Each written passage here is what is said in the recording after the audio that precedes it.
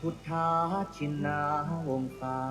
ราม รุ่งเรืองรองส่องแสงพระธรรม สุดเลิศล้ำผู้ถิ่นธานี ผู้คนไกลไกลรวม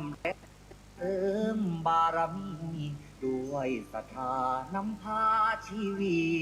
ให้ลูกนี้สุขีเรื่อยมา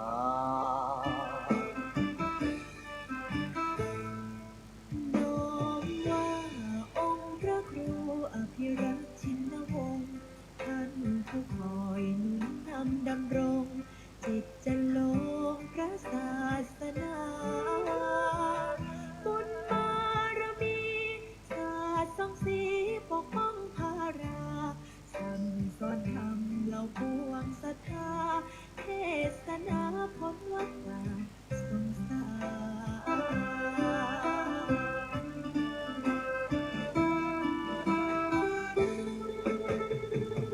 จอมราชันองค์มหาวชิราลงกรณ์ผู้ทรงเป็นนิ่งมาหิศรคุณบอนคุ้มครอบเพชรพัน ในวโรกาสราชาพิเศษกทะเลิงทวันเป็นสร้างอารามงดงามตระการถวายองค์ท่านเป็นราชกุศล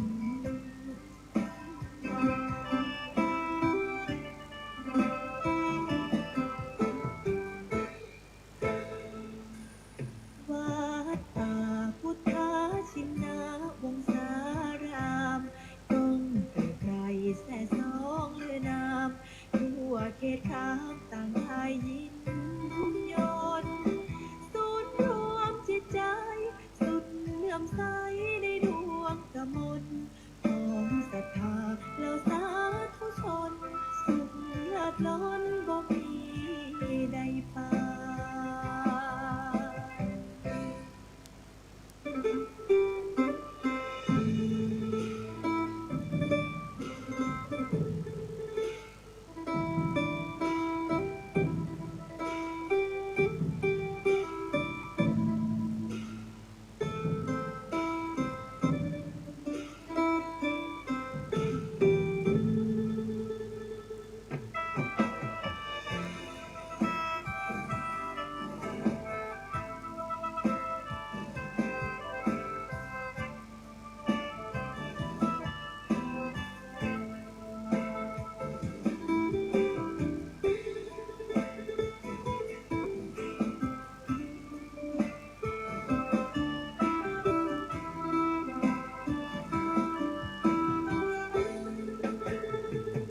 จอ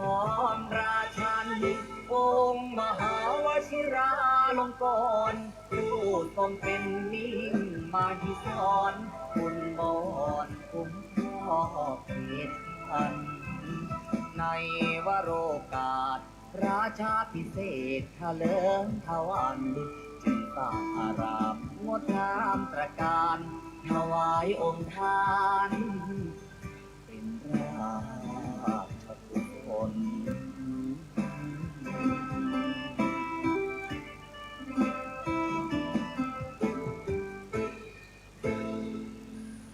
ถึง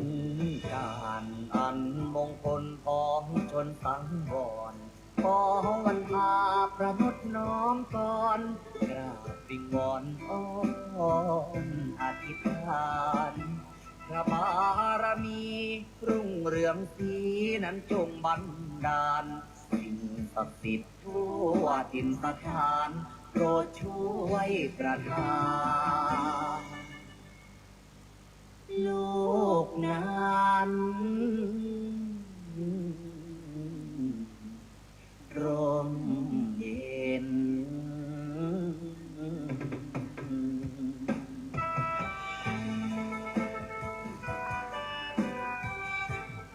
ขอความ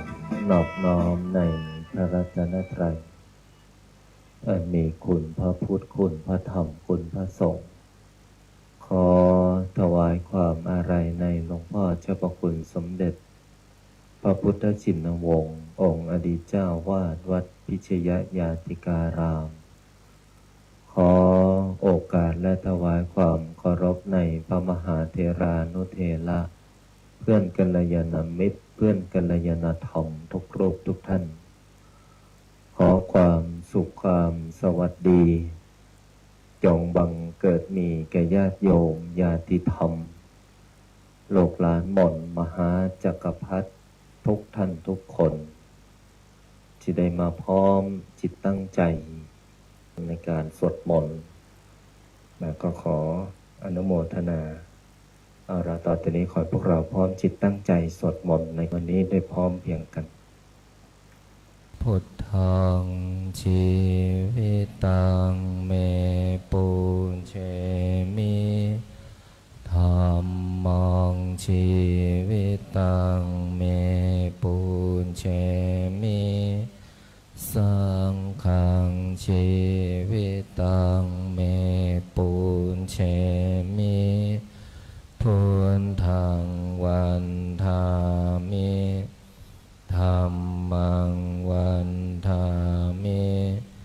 สังฆังวันทามิคูปัญชาอาจาริยคุณังวันทามิมาตาปิตุคุณังวันทามิภัตไตรสิกขาคุณังวันทามินะโมตัสสะภะคะวะโตอะระหะโตสัมมาสัมพุทธัสสะนะโมตัสสะภะคะวะโตอะระหะโตสัมมาสัมพุทธัสสะนะโมตัสสะภะคะวะโตอะระหะโตสัมมา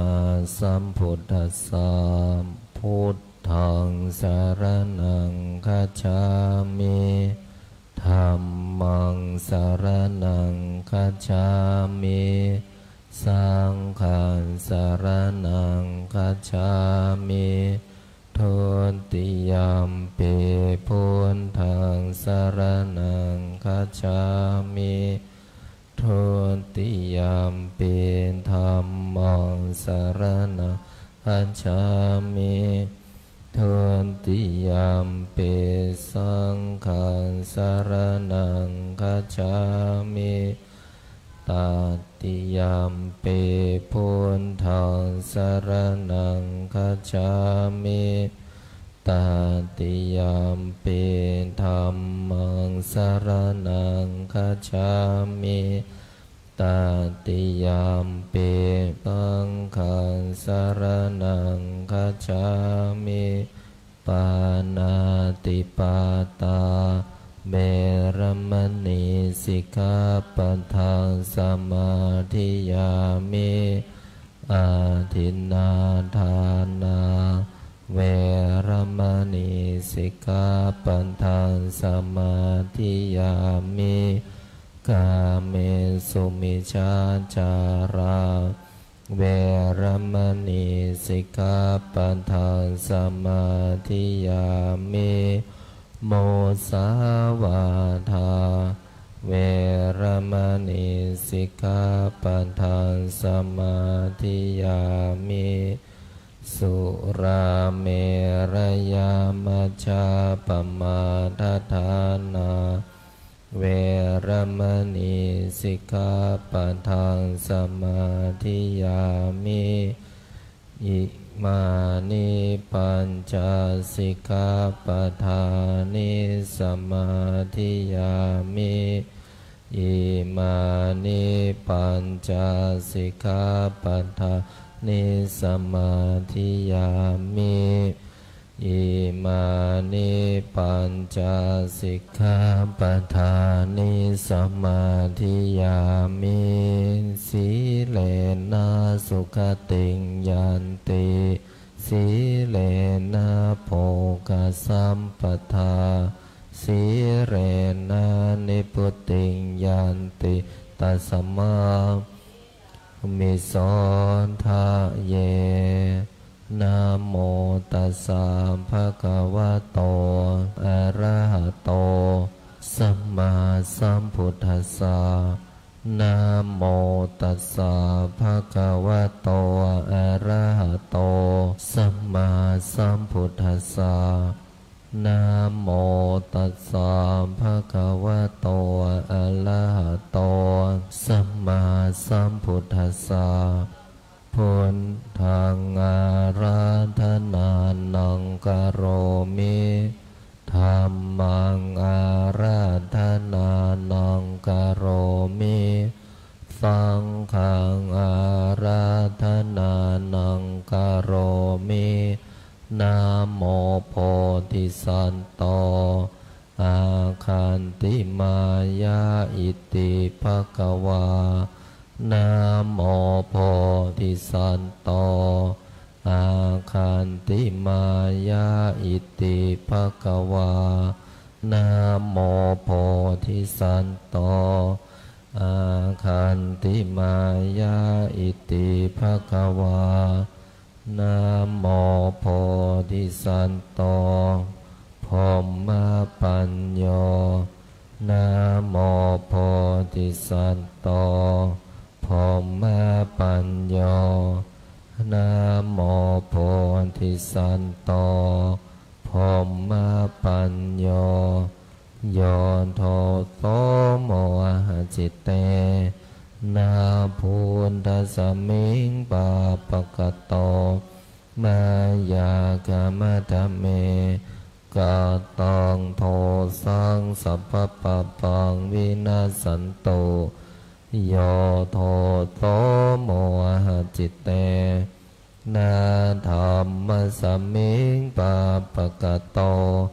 มายากามะทะเมกะตังโทสังสัพพะปะปังวินาสันโตโยโทโสโมหะจิตเตกัสสมิงปาปะกะโตมายากามะทะเมกะตังโทสังสัพพะปะปังวินาสันโตนะโมตัสสะภะคะวะโตอะระหะโตสัมมาสัมพุทธัสสะนะโมตัสสะภะคะวะโตอะระหะโตสัมมาสัมพุทธัสสะนะโมตัสสะภะคะวะโตอะระหะโตสัมมาสัมพุทธัสสะนะโมพุทธายะพระพุทธไตรรัตนญาณมณีโนภาลันสิสหัสสสุธรรมาพุทโธธรรมโมสังโฆยะถาพุทโมนาพุทธบูชาธรรมบูชาสังฆบูชาอาคิทานังวารังคันทังสิวารินจมหาเถลังอาหังวันทามิทุระโตอาหังวันทามิธาตุโยอาหังวันทามิสัพพโตพุทธานธรรมสังฆปูญเชมินะโมพุทธายะนังวารังคันทังสิวารีจมหาเถลังอาหังวันทามิทุระโตอาหังวันทามิธาตุโยอาหังวันทามิสัพพโตพุทธานธรรมสังฆปูญเชมินะโมพุทธายะพระพุทธไตรรัตนญาณมณีโนภาลันสิสหัสสสุธรรมาพุทโธธรรมโมสังโฆยะถาพุทโมนาพุทธบูชาธรรมบูชาสังฆบูชา อาคิทานังวารังคันทังสีวารีจมหาเทลังอาหังวันทามิทุระโตอาหังวันทามิทาตุโยอาหังวันทามิสัพพโสพุทธาธัมมาสังฆาปุญเชมินะโมพุทธายะพระพุทธไตรรัตนญาณมานีโนภลังสิสหัสสุธรรมาพุทโธธรรมโมสังโฆยะถาพุทโมนาพุทธาบูชาธรรมบูชาสังฆบูชาอาคิทานังวารังคันทังสิวาริจมหาเทลังอาหังวันทามิทุระโตอาหังวันทามิทาตุโยอาหังวันทามิสัพพโสพุทธาธัมมาสังฆาปุญเชมินะโมพุทธายะพระพุทธไตรรัตนญาณมานีโนภรันสิสหัสสุธรรมาพุทโธธรรมโมสังโฆยะถาพุทโมนาพุทธาบูชาธรรมบูชาสังฆบูชาอาคิทานังวารังคันทังสิวาริจมหาเทลังอาหังวันทามิทุระโตอาหังวันทามิทาตุโยอาหังวันทามิสัพพโสพุทธาธัมมาสังฆาปุญเชมินะโมพุทธายะพระพุทธไตรรัตนญาณมานีโนภลังสิสหัสสุธรรมาพุทโธธรรมโมสังโฆยะถาพุทโมนาพุทธาบูชาธรรมบูชาสังฆบูชาอาคิทานังวารังคันทังสิวาริจมหาเทลังอาหังวันทามิทุระโตอาหังวันทามิทาตุโยอาหังวันทามิสัพพโสพุทธาธัมมาสังฆาปุญเชมินะโมพุทธายะพระพุทธไตรรัตนญาณมานีโนภลังสิสหัสสุธรรมาพุทโธธรรมโมสังโฆยะถาพุทโมนาพุทธาบูชาธรรมบูชาสังฆบูชาอาคิทานังวารังคันทังสิวาริจมหาเทลังอาหังวันทามิทุระโตอาหังวันทามิทาตุโยอาหังวันทามิสัพพโสพุทธาธัมมาสังฆาปุญเชมินะโมพุทธายะพระพุทธไตรรัตนญาณมานีโนภลังสิสหัสสุธรรมา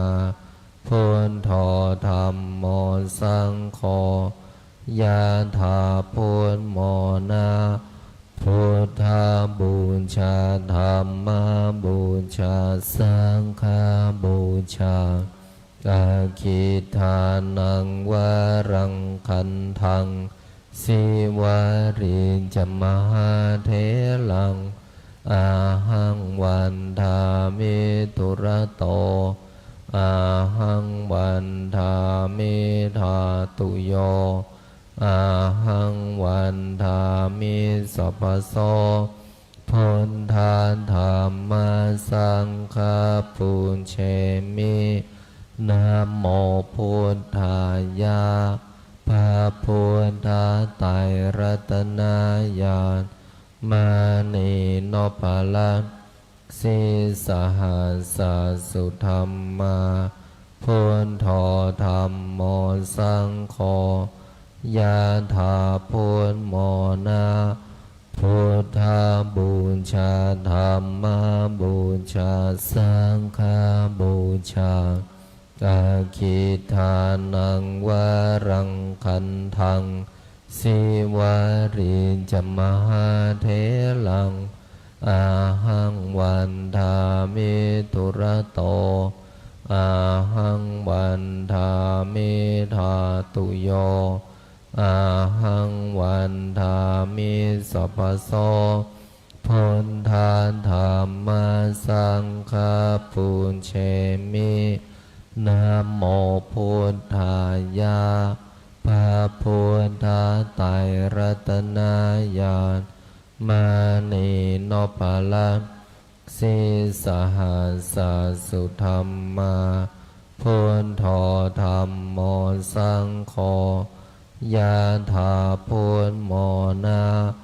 พุทธาบูชาธรรมบูชาสังฆบูชาอาคิทานังวารังคันทังสิวาริจมหาเทลังอาหังวันทามิตุระโตอาหังวันทามิธาตุโยอาหังวันทามิสัพพโสพุทธาธัมมาสังฆาปุญเชมินะโมพุทธายะพระพุทธไตรรัตนญาณมานีโนภลังสิสหัสสุธรรมาพุทโธธรรมโมสังโฆยะถาพุทโมนะพุทธาบูชาธรรมบูชาสังฆบูชาอาคิทานังวารังคันทังสิวาริจมหาเทลังอาหังวันทามิตุระโตอาหังวันทามิธาตุโยอาหังวันทามิสัพพโสพุทธาธัมมาสังฆาปุญเชมินะโมพุทธายะพระพุทธไตรรัตนญาณมานีโนภลังสิสหัสสุธรรมาพุทโธธรรมโมสังโฆยะถาพุทโมนะพุทธาบูชาธรรมบูชาสังฆบูชาอาคิทานังวารังคันทังสิวาริจมหาเทลังอาหังวันทามิตุระโตอาหังวันทามิธาตุโยอาหังวันทามิสัพพโสพุทธาธัมมาสังฆาปุญเชมินะโมพุทธายะพระพุทธไตรรัตนญาณมานีโนภลังสิสหัสสุธรรมาพุทโธธรรมโมสังโฆยะถาพุทโมนะพุทธาบูชาธรรมบูชาสังฆบูชา กาคิทานังวารังคันทังสิวาริจมหาเทลังอาหังวันทามิตุระโตอาหังวันทามิธาตุโยอาหังวันทามิสัพพโสพุทธาธัมมาสังฆาปุญเชมินะโมพุทธายะพระพุทธไตรรัตนญาณมานีโนภลัสสิสหัสสุธรรมาพุทโธธรรมโมสังโฆยะถาพุทโมนะพุทธาบูชาธรรมบูชาสังฆบูชากาคิทานังวารังคันทังสิวาริจมหาเทลังอาหังวันทามิตุระโตอาหังวันทามิธาตุโยอาหังวันทามิสัพพโสพุทธาธัมมาสังฆาปุญเชมินะโมพุทธายะพระพุทธไตรรัตนญาณมานีโนภลัสสิสหัสสุธรรมาพุทโธธรรมโมสังโฆยะถาพุทโมนะ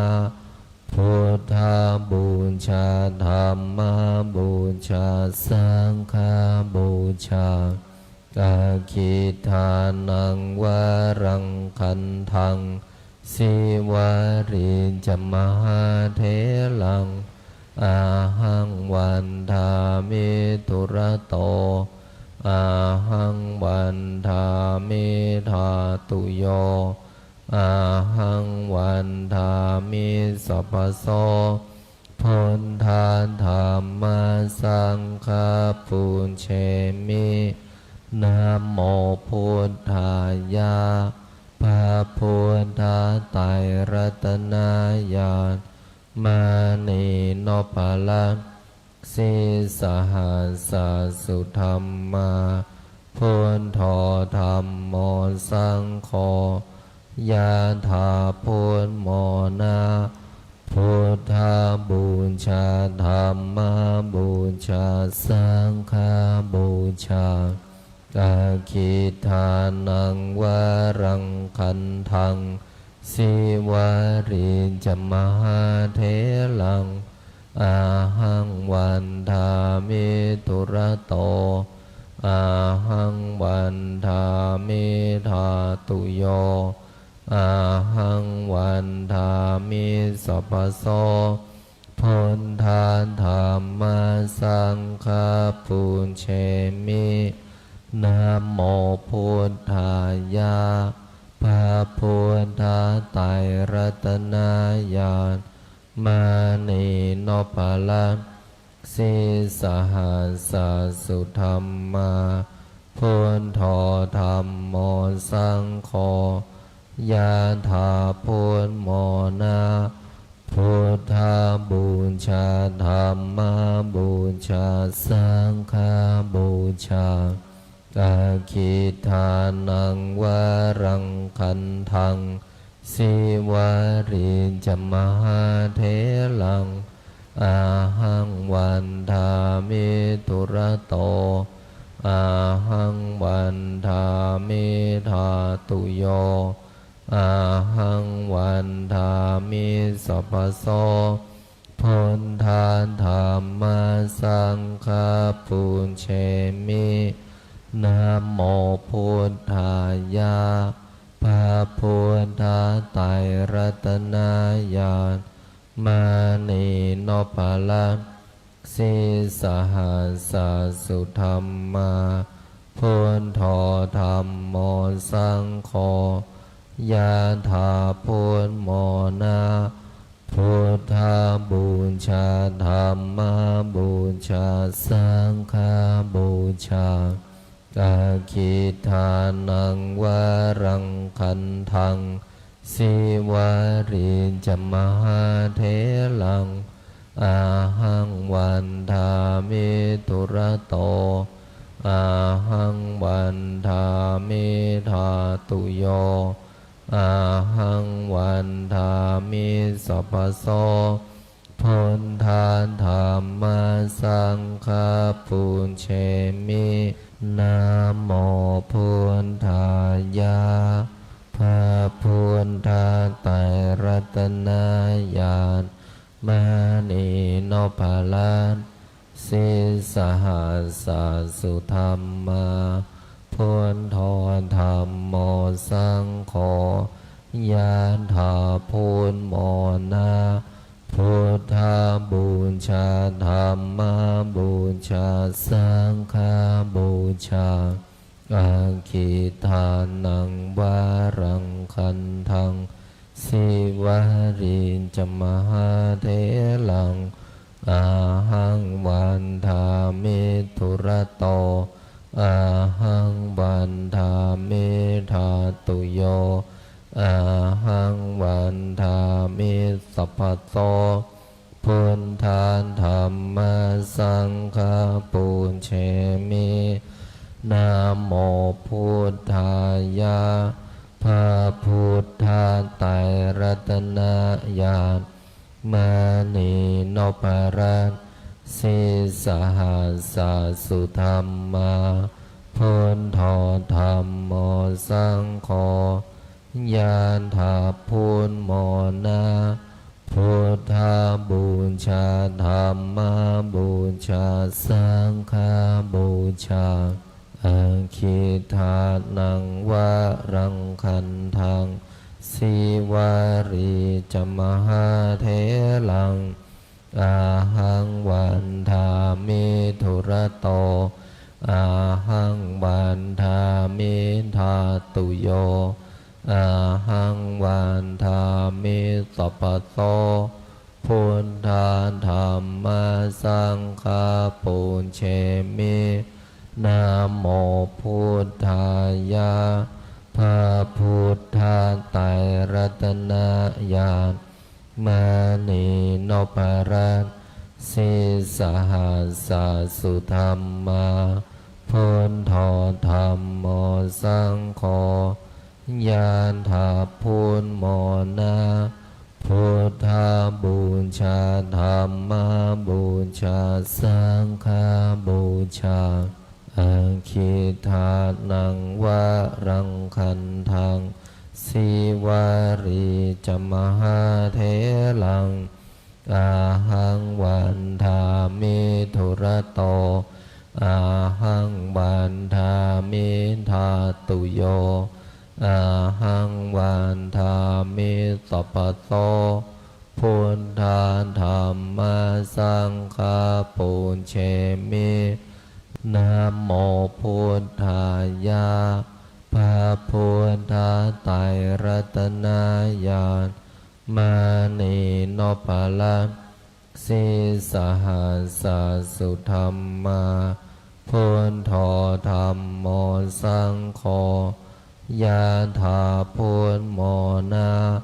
พุทธาบูชาธัมมาบูชาสังฆาบูชาอาคิทานังวารังคันทังสิวาริจมหาเทลังอาหังวันทามิทุระโต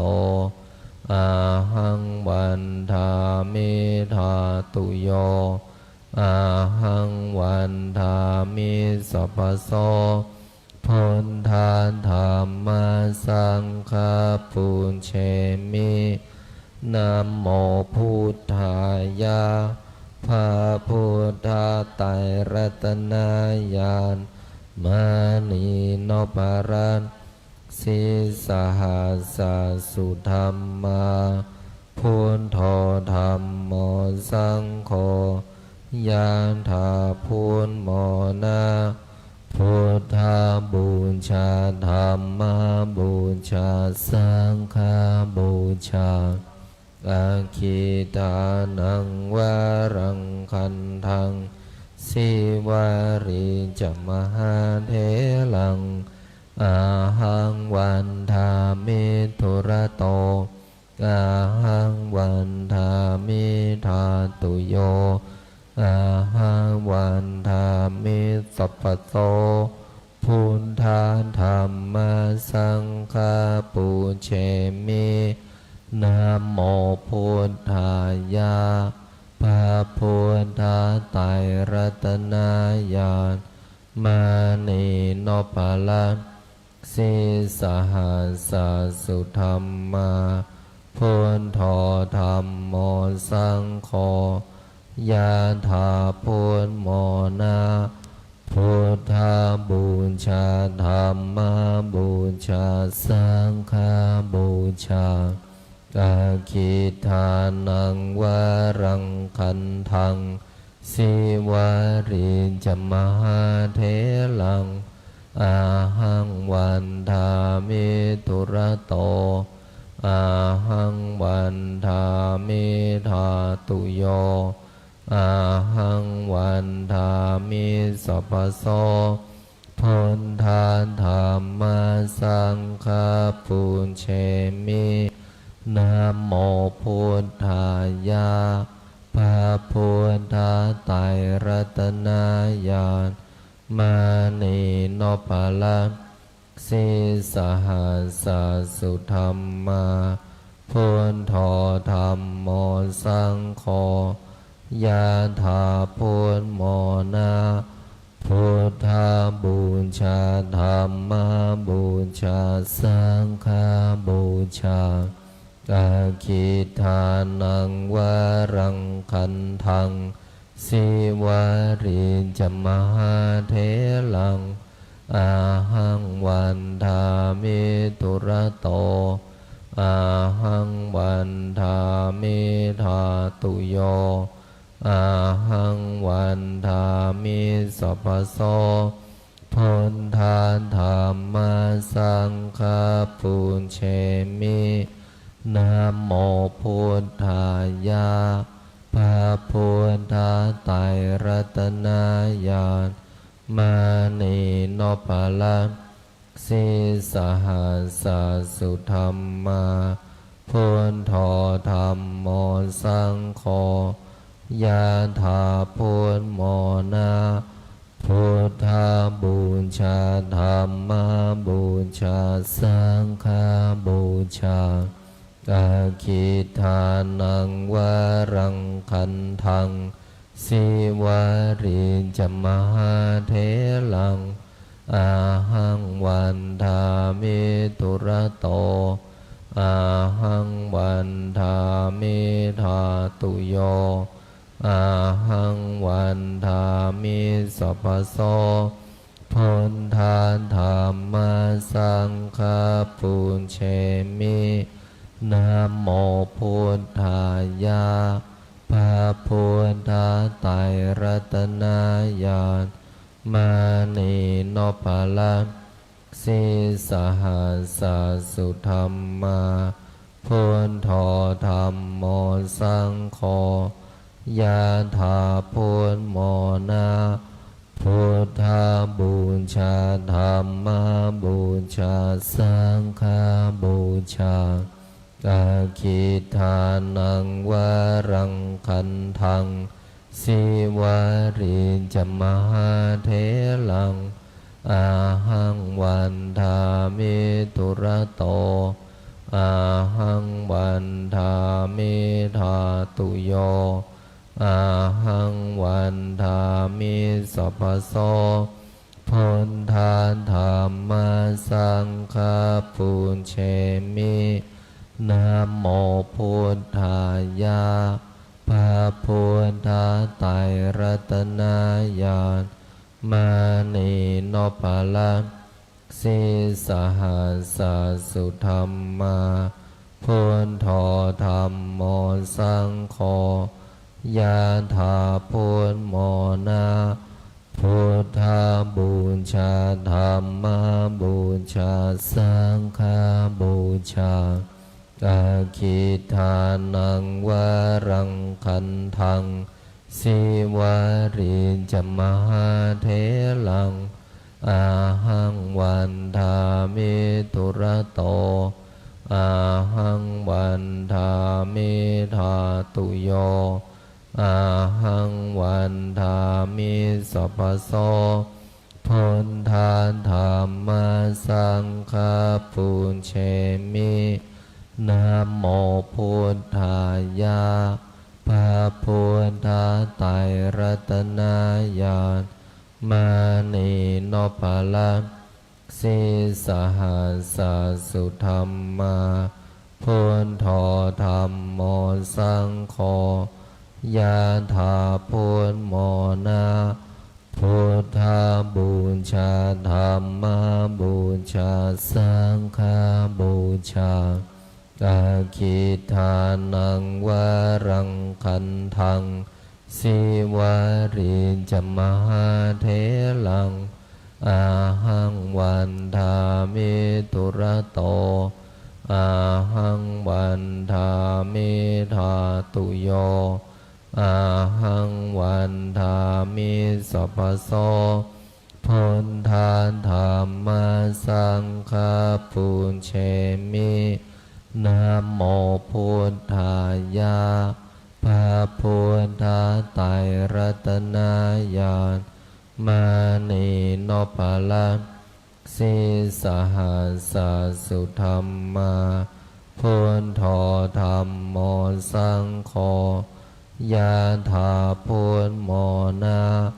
พุทธาบูชาธรรมบูชาสังฆบูชา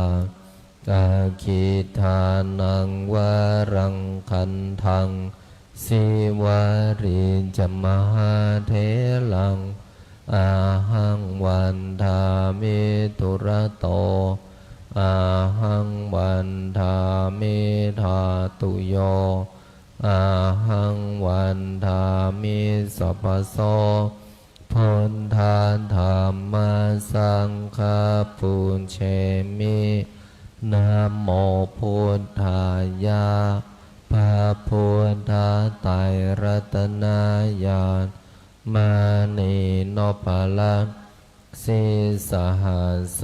สุธรรมาพุทโธธรรมโมสังโฆ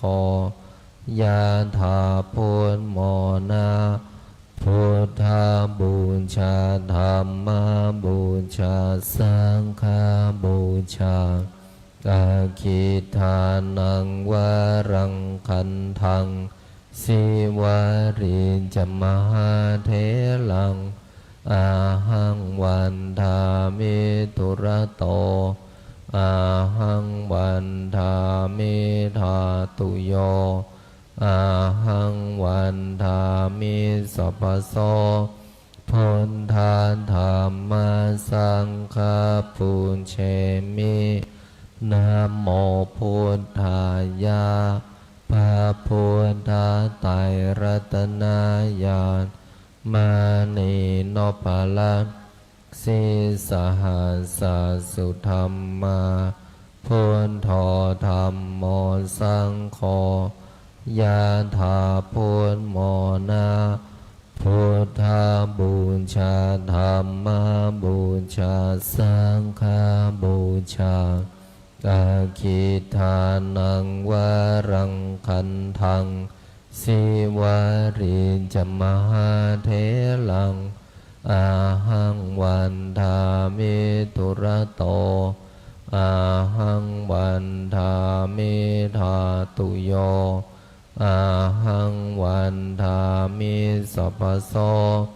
พุทธาธัมมาสังฆาปุญเชมินะโม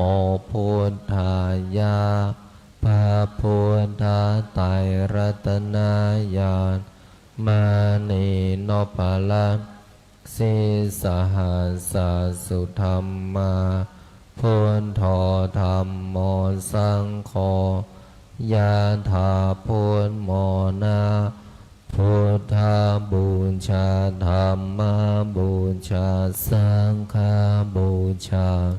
ก กาคิทานังวารังคันทังสิวาริจมหาเทลังอาหังวันทามิตุระโตอาหังวันทามิธาตุโยอาหังวันทามิสัพพโสพุทธาธัมมาสังฆาปุญเชมินะโมพุทธายะพระพุทธไตรรัตนญาณมานีโนภลัง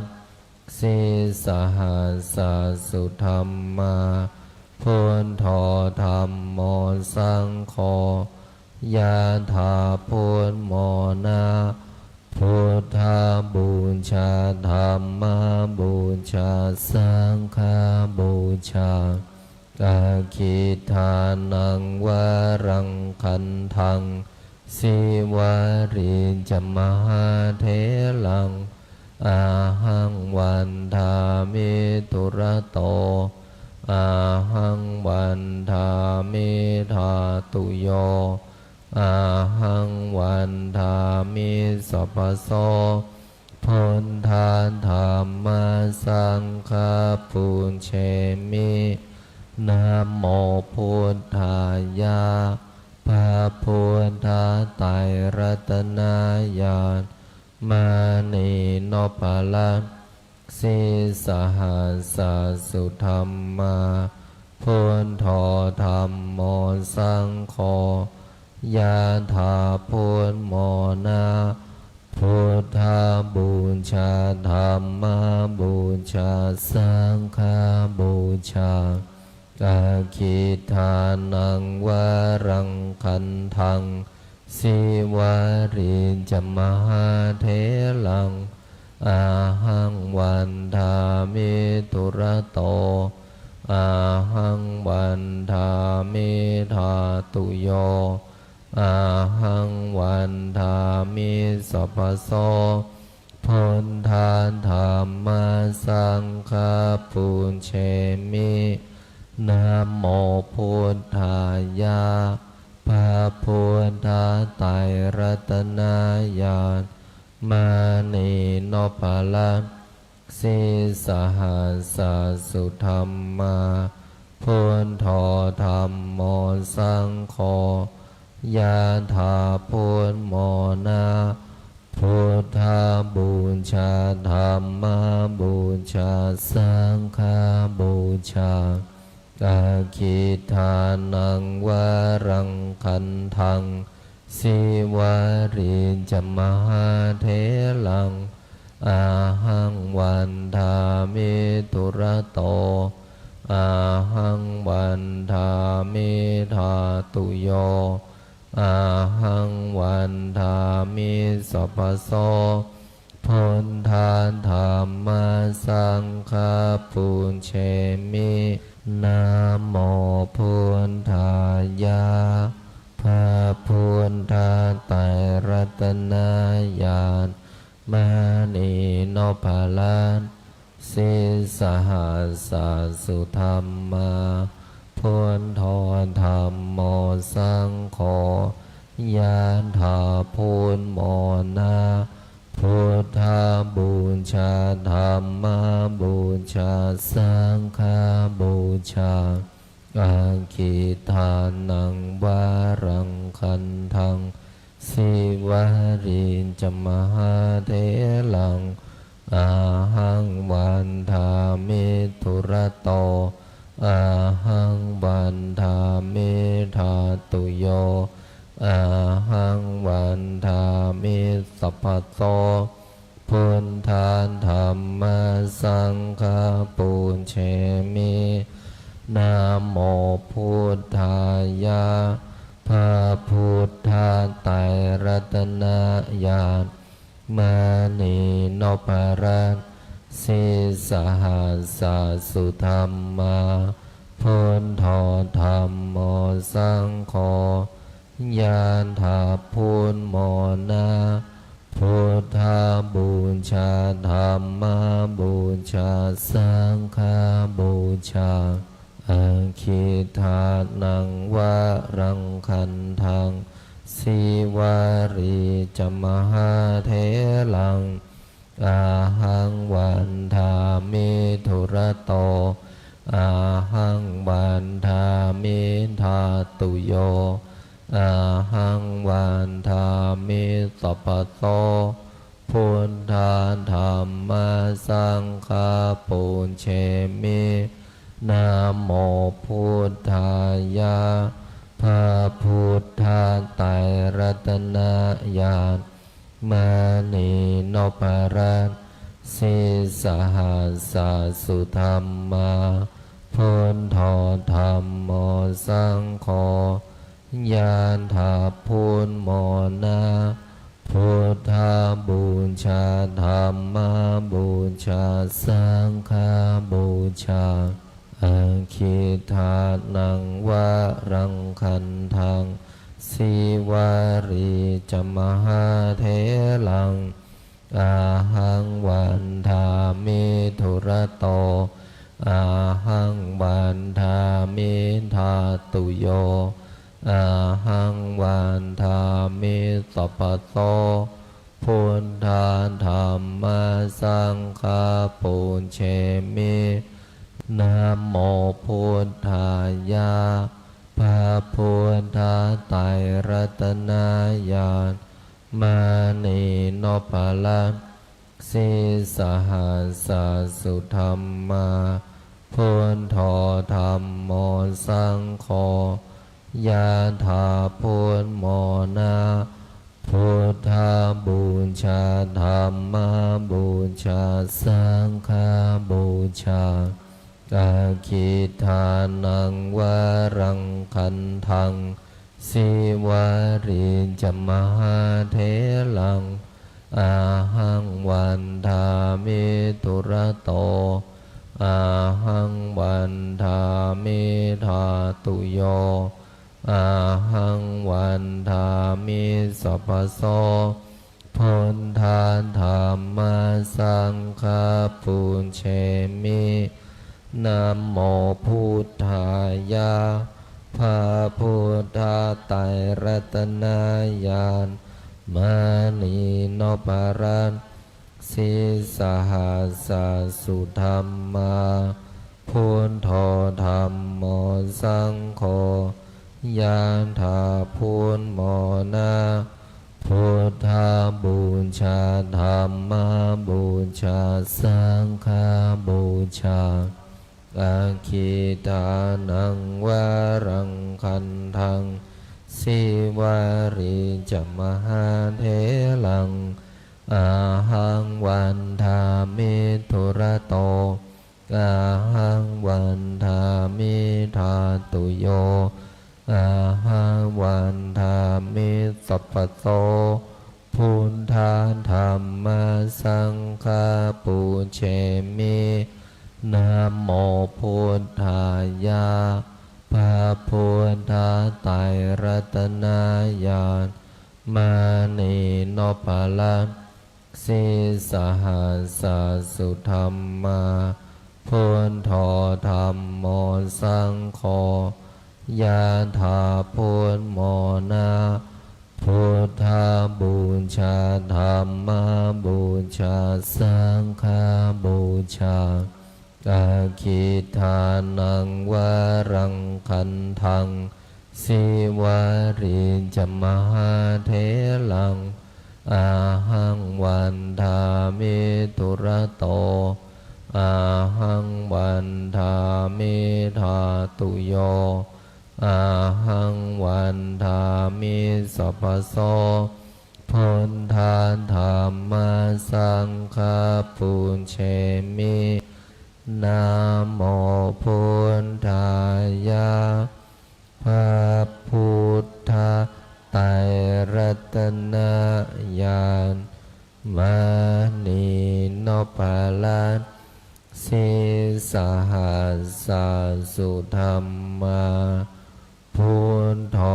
ธรรมโมสังโฆญาณถาพุทโมนาพุทธาบูชา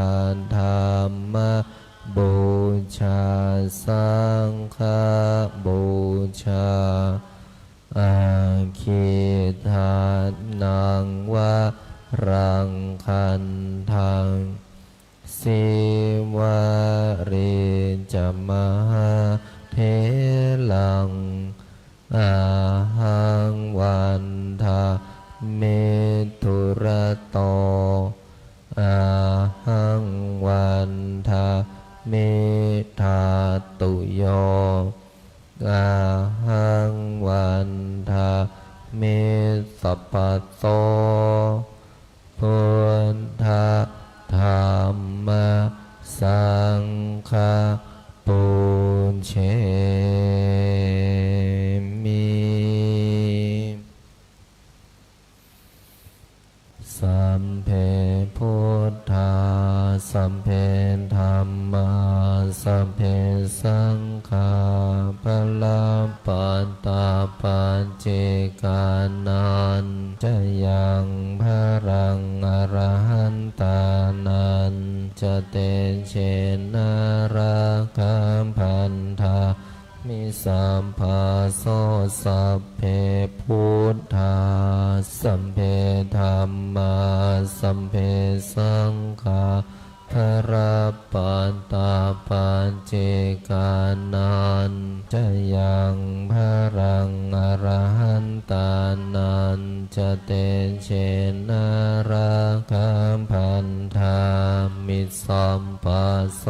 สัมเพพุทธาสัมเพธัมมาสัมเพสังฆาพละปันตาปัญเจกานันจะยังพรังอรหันตา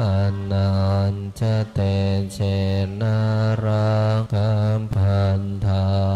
มิสัมภาโสพุทธังอธิษฐามิธัมมังอธิษฐามิสังฆังอธิษฐามิขออำนาจบุญกุศลที่เกิดจากการสวดมนต์บทมหาจักรพรรดิบุญใดกุศลใดที่สำเร็จแล้วจงประสิทธิประทานพรให้ลูกหลานมนต์มหาจักรพรรดิทุกท่านทุกคนจงมีแต่ความสุขความเจริญนึกคิดทำปรารถนาสิ่งใดขอให้สิ่งนั้นพันสำเร็จสมความปรารถนาทุกประการอีกทั้งขอให้ทุกคนอย่าอดอย่าอยากอย่ายากอย่าจนให้มั่งให้มีให้ร่ำให้รวยมีเงินมีทองเหลือกินเหลือเก็บเหลือใช้มีสุขภาพร่างกายที่แข็งแรงมีอายุขัยที่ยืนยาวถึง100 ปีทุกท่านทุกคนเทินขออนุโมทนากราบลาพระรัตนตรัยได้พร้อมเพียงกัน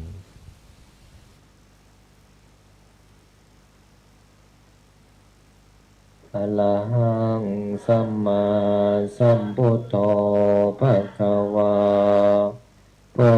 ทธังภะคะวันตังอะภิวา